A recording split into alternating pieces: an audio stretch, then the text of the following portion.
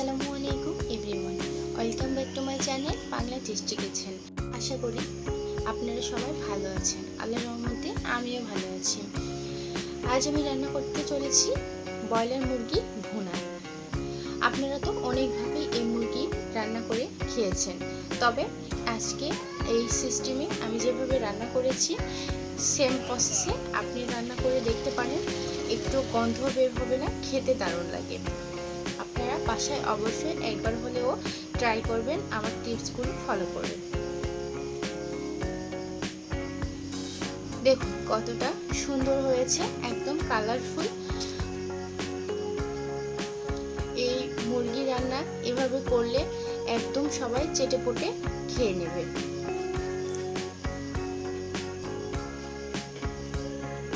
চলুন চলে যায় রান্নায়। প্রথমে আমি কয়েকটা মুরগির মাংস নিয়েছি। মাংসটাকে আমি ছোট সাইজ করে কেটে নিয়েছি। এখন এই মাংসগুলোকে আমি ম্যারিনেট করব। ম্যারিনেট করে 20 মিনিটের জন্য রেখে দেব।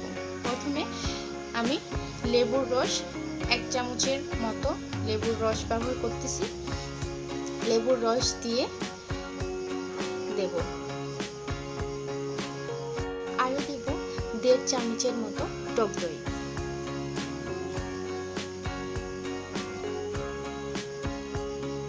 আরও দেব 1/2 চামচ হলুদ, 1/2 চামচ মরিচের গুঁড়া ও 1/2 চামচ লবণ দেব। এবারে এই মাংসগুলোকে আমি হাত দিয়ে ভালো করে মেখে নিব। এতে করে মাংসের ভিতরে মশলাগুলো ঢুকে যাবে এবং সহজে সেদ্ধ হয়ে যাবে। এভাবে মেখে আমি এটাকে 20 মিনিটের জন্য রেখে দেব। এতে কোনো গন্ধ হবে না। চলে যাচ্ছি রান্নায়। চুলায় একটা প্যান বসিয়ে নিলাম। প্যানে পরিমাণ মতো তেল দিয়ে নিচ্ছি।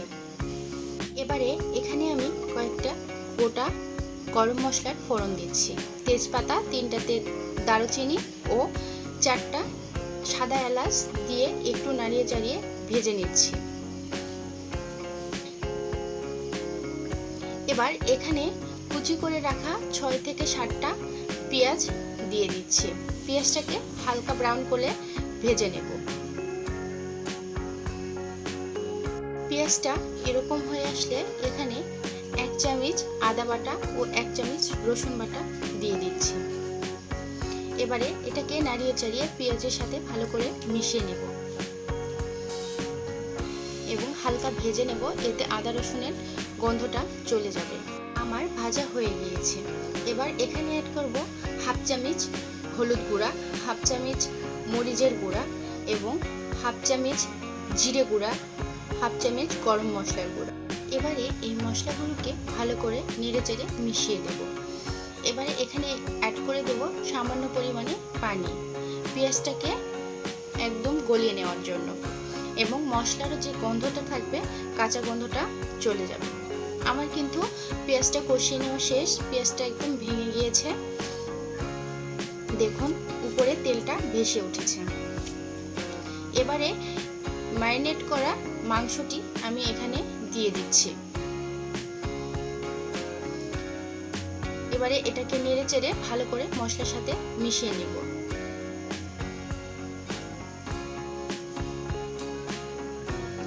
এভাবে আমি কিছুক্ষণ এটাকে ভেজে নেব। আমার ভেজে নেওয়া কিন্তু শেষ। এবারে আমি এখানে পানি অ্যাড করে দিচ্ছি। পানিটা দিয়ে এভাবে ভালো করে নেড়ে চেড়ে মিশিয়ে নেব। এবারে ঢাকনা দিয়ে ঢেকে এটাকে 20 মিনিটের জন্য রান্না করে নেব।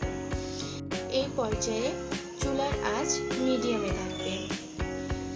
মাঝে মাঝে ঢাকনা খুলে আবার এভাবে নাড়িয়ে চাড়িয়ে দেবেন, তাহলে মশলাটা মাংসের সাথে ভালো ঢুকবে বা মিশে যাবে। এবারে কয়েকটা কাঁচামরিচ দিয়ে দিলাম। কাঁচামরিচটা দিলে ফ্লেভারটা ভালো আসে, এই জন্য আমি কাঁচামরিচ দিয়ে এভাবে নাড়িয়ে চাড়িয়ে কিছুক্ষণ এটাকে আরও রান্না করে নেব। আমার রান্নাটা কিন্তু প্রায় হওয়ার দিকে, প্রায় হয়ে গিয়েছে, তাই আমি একটু পরপরই নাড়িয়ে চাড়িয়ে দিচ্ছি। দেখুন আমার মাংস রান্নাটা হয়ে গিয়েছে, উপর থেকে তেলটা ভেসে উঠেছে। এবারে আমি এখানে একটু ভাজা জিরা গুঁড়া একটু দিয়ে মিশিয়ে নেব।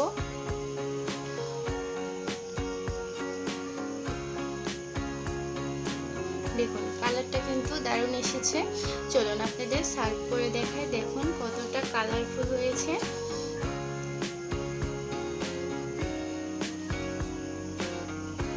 ঠিক আপনারা এভাবে রান্না করবেন, দেখবেন একটুও গন্ধ লাগবে না, বা ব্রয়লার মুরগির যে আস্তে গন্ধ বের হয় সেটা একদমই লাগবে না।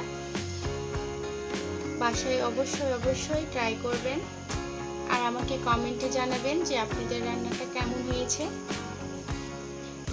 আপনারা আমাকে একটু সাপোর্ট করবেন।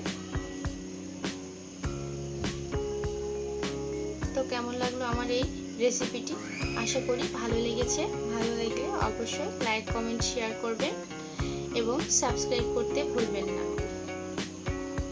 আর বেল আইকনটি প্রেস করে দেবেন। এতে নেক্সট ভিডিও দেওয়ার সাথে সাথে আপনাদের কাছে আগে পৌঁছে যাবে। তো ভালো থাকবেন সবাই। আল্লাহ।